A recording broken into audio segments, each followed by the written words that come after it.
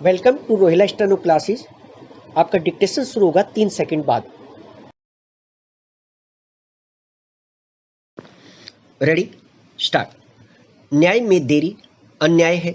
इस मुहावरे का इस्तेमाल दुनिया भर में न्यायिक सुधारों के समर्थन में होता रहा है। भारत में भी यह कई साल से प्रासंगिक बना हुआ है।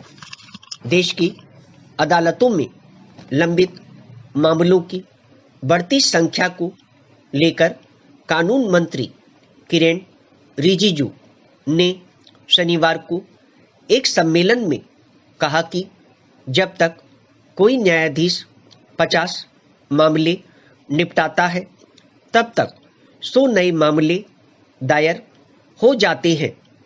यानी लोग अपने न्यायिक अधिकारों के प्रति अब ज़्यादा जागरूक हुए हैं। वे विभिन्न विवादों को लेकर अदालत पहुंच रहे हैं। यह जागरूकता जितना उत्साहित करती है, लंबित मामलों की संख्या उतना ही चिंतित कर देती है। न्यायाधीश डी.वाई. चंद्रचूड़ ने भी शनिवार को एक कार्यक्रम में लंबित मामलों पर चिंता जताई। उनका कहना था कि देश की अदालतों पर मुकदमों का बोझ कम करने के लिए मध्यस्थता महत्वपूर्ण समाधान तंत्र हो सकता है। खास तौर से हाशिए पर पड़े समुदायों और महिलाओं के लिए यह तंत्र ज़्यादा फायदेमंद साबित होगा। पैरा, अदालतों में लंबित मामले बढ़ने के कई कारण गिनाए जाते रहे हैं।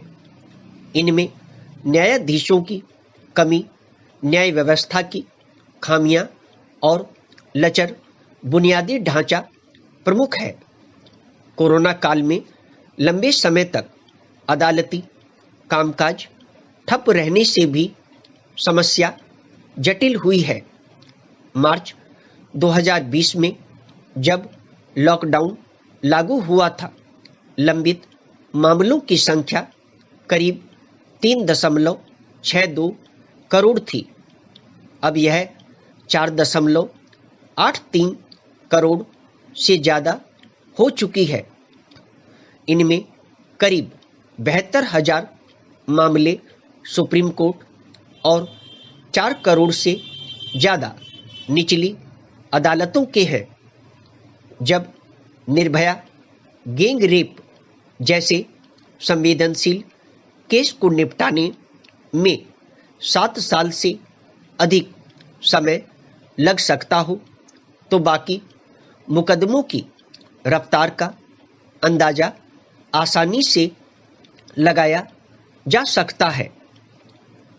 पैरा, पिछली जनगणना के हिसाब से देश में प्रति 10 लाख लोगों पर सिर्फ 18 न्यायाधीश हैं, जबकि विधि आयोग के मुताबिक इतनी आबादी पर करीब 50 न्यायाधीश होने चाहिए।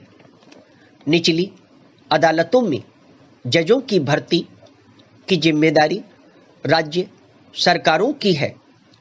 राज्य सरकारें यह काम न्यायिक सेवा परीक्षा के जरिए करती है। समस्या यह है कि जिस रफ्तार से अदालतों में मुकदमे आ रहे हैं, उसके मुकाबले जजों की नियुक्ति नहीं हो पा रही है। भारतीय न्याय तंत्र में कई स्तरों पर सुधार जरूरी है।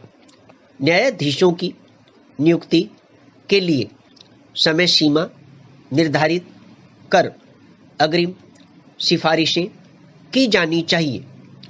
विशेष श्रेणी के मामले निपटाने के लिए भी समय सीमा तय होनी चाहिए।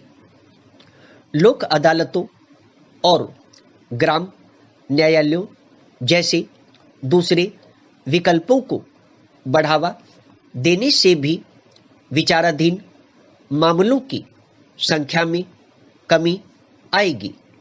विराम। दोस्तों, यदि डिक्टेशन अच्छा लगा हो तो वीडियो को लाइक करें, शेयर करें और चैनल को सब्सक्राइब करके बेल आइकन अवश्य दबा दें ताकि लेटेस्ट वीडियो का नोटिफिकेशन आप तक तुरंत पहुंच सके।